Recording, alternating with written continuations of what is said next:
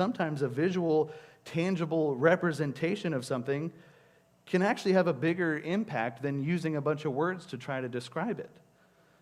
And the fact that Ezekiel's showing this active siege happening means it's going to happen soon. He's warning them that this is going to happen. This judgment is not some sort of a future possibility that might happen at some point throughout it. No, it's a soon-to-be reality.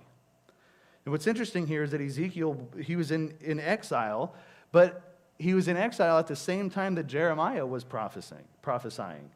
So in the Babylon's conquest, it actually happened in 3 different waves. And I think I talked about this in the first week. There was the 605 BC siege, the 597 BC siege, which that's when Ezekiel was taken and a bunch of the Israelites were taken. And then the 586 BC siege, and that was the destruction that Jeremiah actually lived through, that people in Jerusalem actually lived through. And like I said, Ezekiel was in this second wave in 597 BC. And he began his prophetic ministry at around 593 BC. And the final siege of Jerusalem that Jeremiah was witnessing began around 589, 588 BC.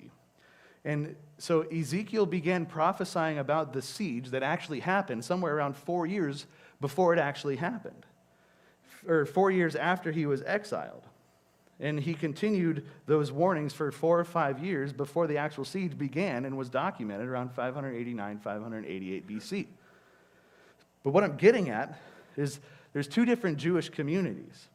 One was still in Jerusalem, and that was Jeremiah's audience that he was prophesying to, and one that was in exile, and that was Ezekiel's audience.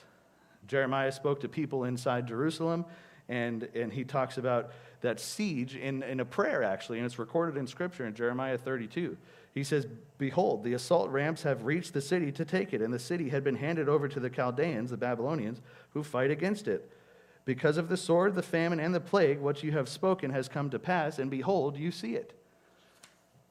2 prophets, hundreds of miles apart, have the same message, essentially. But what Ezekiel's showing is that sin is a real heavy physical burden.